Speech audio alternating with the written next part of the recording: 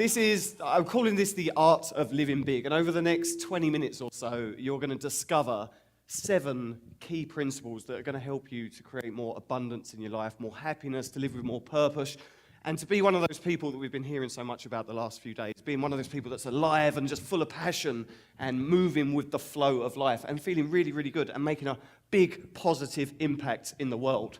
As you just seen from the quick video there, my name's Carl. I've been the copywriter at Mindvalley, but now my role, my purpose in life is to work with some of the biggest names on the planet and distill their biggest ideas, their principles.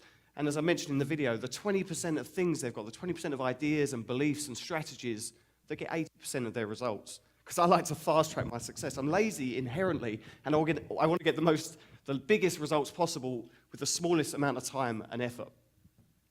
So over the past 6 months, I've interviewed 21 of the biggest thought leaders on the planet, from Lisa Nichols and Christy Marie Sheldon and Bob Proctor and John Assaraf and Vishen and many, many more. My boy Brendan Bouchard, cool dudes.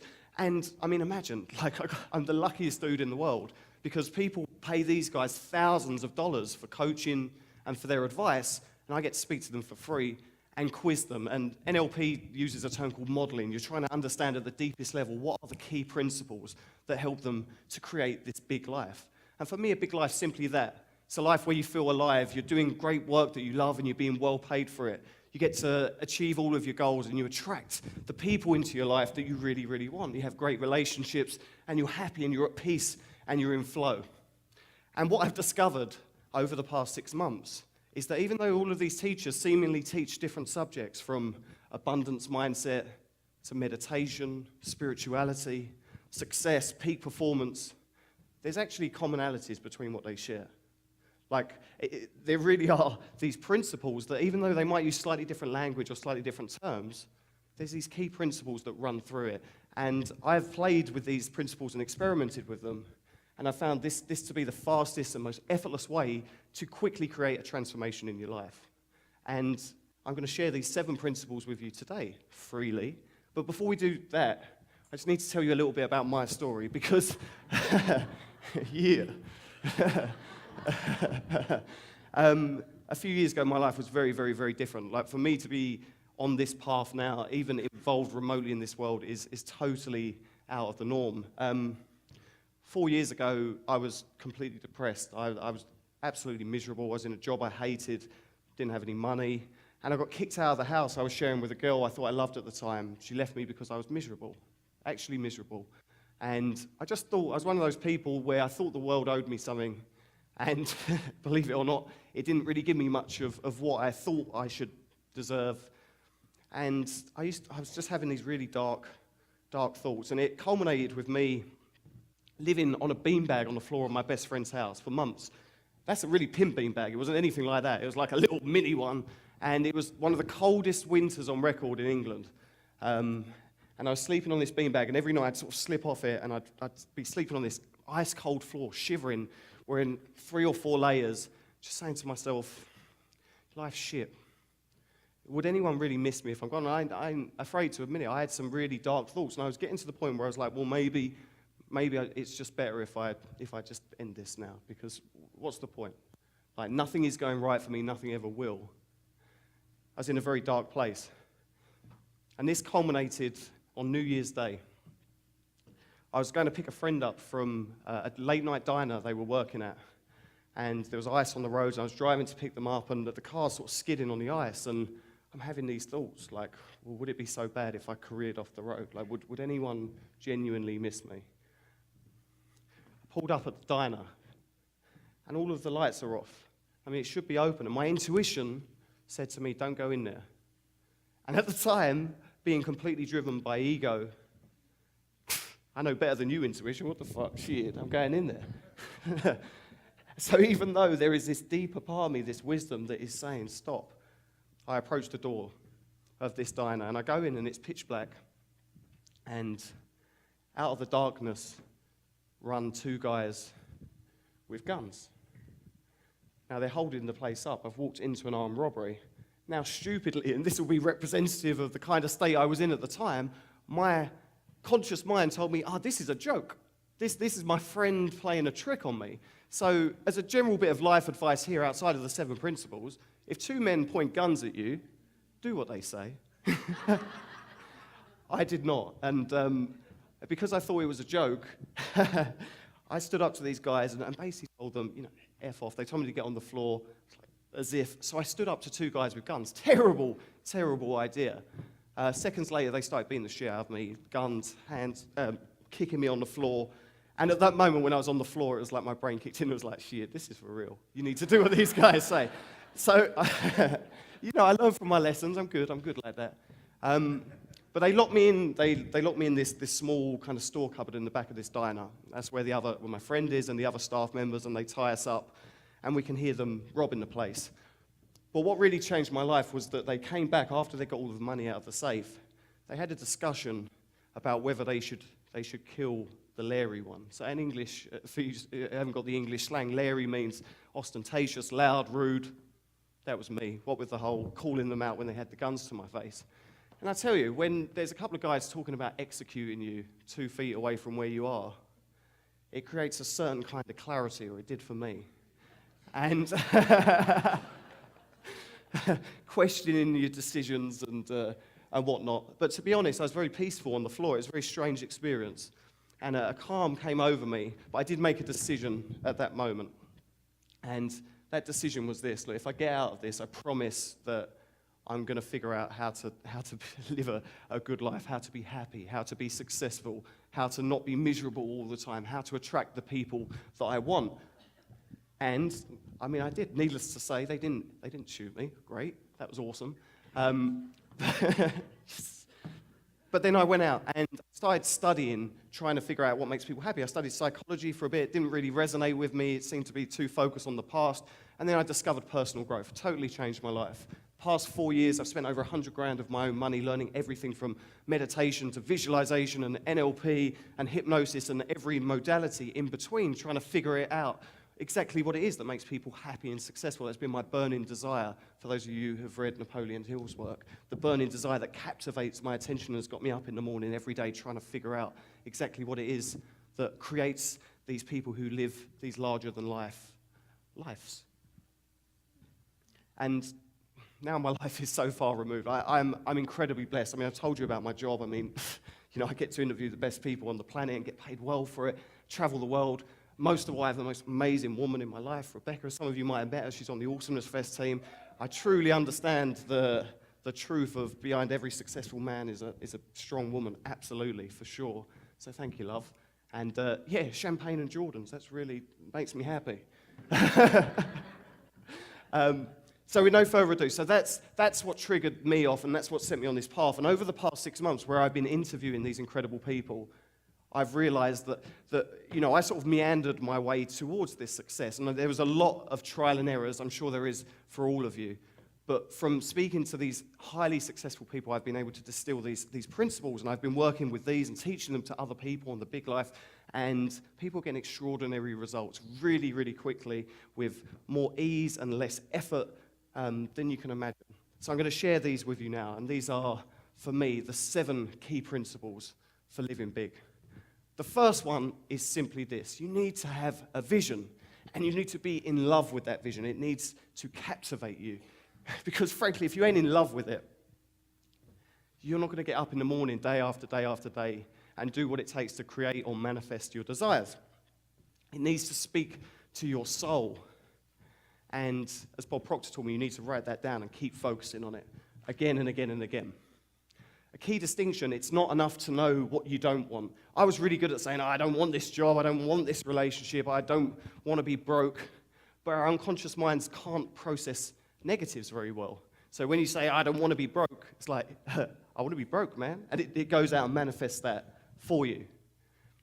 So the first thing I'd invite you to do is say to yourself, am I really head over heels in love with my vision? Like, do I get up in the morning and think, holy shit, this is absolutely, I'm going to commit myself today, because this is, I can't imagine anything bigger or better for my life.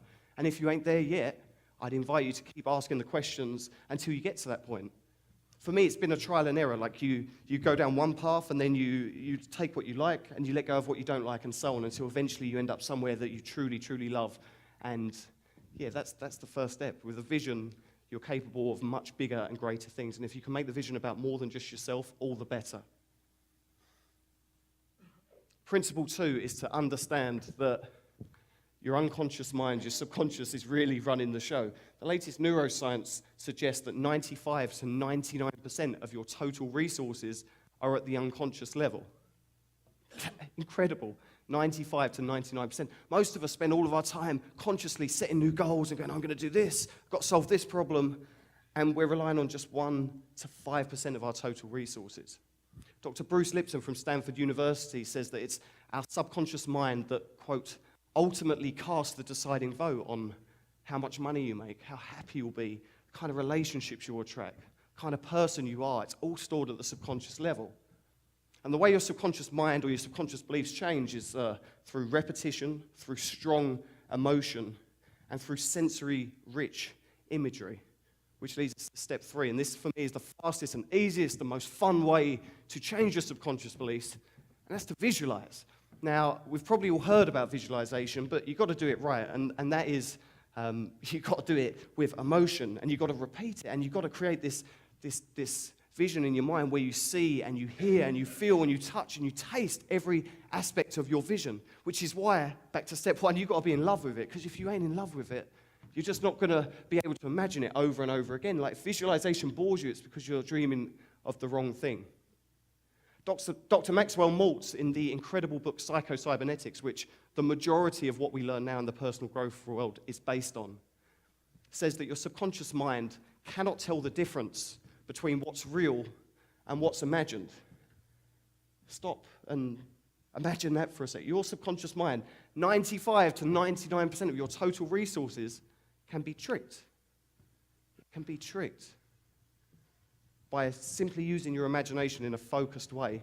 And when you take time to visualize every day, you'll notice that your beliefs start to change at the subconscious level. This is what a lot of these teachers, these incredible teachers on stage, have been sharing about being led by synchronicity and flow and feeling a momentum, and things become effortless because it's happening at the subconscious level. We're not conscious of what we're doing, or even if it's us doing it. But when you change your subconscious beliefs, literally everything changes. Principle 4 is what happens after that. Because a lot of people stop there. They go, right, I've got a vision and I'm visualizing, and I'm going to sit in my house and wait for that Ferrari to show up. That never worked for me, to be honest. But what does work is this idea of inspired action. Now, most people talk themselves out of going for their great big vision because they're like, how am I going to even start? I don't even know. This seems to be so complicated, and of course it is, because from that level of understanding where we're at now, it's impossible to know the myriad, the thousands of steps that are going to take us to where we want to get to. But that's okay, because as Dr. Joe Vitale taught me, the next step is always revealed. If you are focusing on your vision and you're visualizing and you're dreaming of it, your unconscious mind can't help but give you solutions, and they will flash in your mind as insights. I like to compare them to apps on your iPhone. When you download an app on your iPhone, you don't need to mess around with it. You don't need to install anything else. You don't need to mess with the settings. You don't need to figure it all out yourself. You press the button, it's downloaded, it's good to go. Same with these insights. They'll flash into your mind, and it will become clear what you need to do next. That one step for where you need to go next. And all you need to do is honor those ideas with action. The more you honor these ready for you, done for you insights that flash into your mind and put them into action quick, money likes speed, success likes speed. The quicker you put them into action, the more of them you're going to get, and you're going to get in that flow. You don't need to figure out 3, 5, 10, 20 steps down the line. I mean, it's great to have long-term visions of where you want to go, but understand that they are revealed step by step by step, and all you need to do is keep going, keep flying, keep a smile on your face, and enjoy the adventure, because the adventure is where the joy is to be had. Principle 5 is slightly different. And that is, through all of this chasing dreams and trying to hustle and create this success, we get caught up in the old monkey mind and the ego. And if you don't learn how to distance from that voice that's constantly telling you, you should do this, or this is wrong, I need to fix this, then you're gonna face a lot of unnecessary struggle. For me, meditation, I mean, over, I think, 2,000 studies now prove that meditation has a myriad of benefits for body, mind, and we all know about that. But what's less well publicized is that for me, meditation is a peak performance tool. When I meditate, I'm more creative, I'm more focused, I'm more passionate, I'm in the moment, I get better ideas, I get my hustle on more. I have much better days when I meditate. And of course, you're nicer to be around as well. Your energy changes, people want to help you, they want to be around you, because very few people in the world outside of here have got that energy about them where they're cool, they're at peace. And of course, the great paradox that when you're happy now, and of course meditation increases your well-being and your happiness in the present moment, when you're happy now, without having those millions of dollars or that success or that relationship that you desire that's part of your vision, when you're happy now, paradoxically, it attracts more things to be happy about. Certainly been my experience. And you'll find it easier to actually get all of these things. So stop saying, I'll be happy when I've got this, I'll be happy when this changes. Focus instead on being really, really happy in the moment. The easiest way to do it is just meditate for a few minutes. Quiet your mind, the thinker, and realize that that voice that's constantly telling you there's shit wrong, you need to fix this, you need to do that, might not actually be that accurate. Principle 6, this was the toughest one for me to learn, but by far the most transformational. And that is, I spent most of my 20s trying to get stuff, trying to get money, trying to get ahead, get successful, get girls, get. And even when I got the stuff that I thought I wanted, didn't actually make me happy. Crazy, didn't make me happy. But then again, Dr. Joe Vitale taught me something very profound.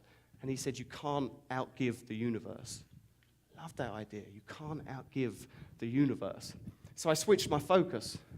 So rather than trying to get stuff, I was trying to give all the way. Give value, give service, try and help people, try and inspire people. Give the things that you want to get. Give money, give time, give energy. Craziest thing happens. One, you feel awesome, because when you give freely, it actually raises your energy, and you feel happier about yourself.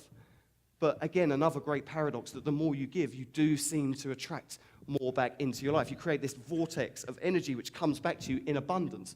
The Big Life's a great example. It's the first business that I've run purely from this principle. Giving value is absolutely our number one primary aim. We give away 60 minutes or more of free training every single week. And then we sell stuff at the back, sometimes, not all the time. It's going to do $1 million in sales in its first year, and which for me has been a goal for years. $1 million from, thank you.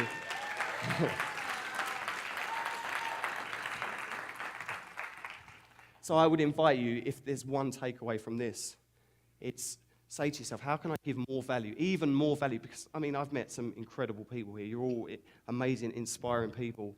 But how can you do even more? How can you help even more people, give even more value? Because a lot of people I meet, they're like, well, I'll give some, but I don't want to give too much. You know, I've got to hold a little bit back. But I promise you, when you make that shift to just giving freely, and you know, whatever comes back to me, that's cool, you'll be amazed at the disproportionate results that you seem to get back. Because it's so rare, someone who's authentic and giving and helping people, and then people will want to help you. Which leads us to the principle 7, the key principle that ties it all together. And I've got to tell you, I wish it was sexier. I've tried for months to dream up a way to make this more attractive, and just so you go, yeah, I can get me some of that. It's a daily routine. Every single teacher who I have interviewed has some kind of daily routine, something they do every single day to get them in that state of flow and momentum and focusing on their goals and taking action. And that for me has been the biggest change. Like all of the vision and giving back, they've all had a huge impact. But if I don't do the shit I need to do in the morning, then it doesn't matter. I'm off having a crappy day. But when I get up and I meditate and I visualize and I focus on my vision and I show what I'm grateful for and I exercise and I read some inspiring books or listen to a course, which are the things that I've got in my daily routine. Yours can be different, of course. But whatever puts you in that state, that peak state where you're inspired and you're like, yeah, you know what? Life is good. I'm happy. I'm going to have a good day today, which is hard sometimes because our ego wants to tell us what's wrong. That's its natural response, trying to fix problems. But when you do this, when you make it a routine, every teacher has told me this, then that's what creates it overrides the ego. It overrides these subconscious sabotage and these blocks. And of course, because you're working on things like meditation, visualization, your unconscious beliefs, it creates this disproportionately large response, which allows you to create more success in less time, with less struggle, less of that hard work, less of that massive action. Of course, you have to move, you have to put energy in, but you don't need to motivate yourself. Motivation and willpower are finite resources. They're controlled by the conscious mind. Motivation and willpower. But when you get your unconscious mind on board, which is what the daily routine does, it's all effortless. It becomes who you are. You embody it. And that's when people are attracted to you and they want to help. With all that said, a caveat. I found this quote and I really, really liked it from Joseph Campbell. You enter the forest at the darkest point where there is no path. Where there is a way or a path, it's someone else's path. You're not on your own path.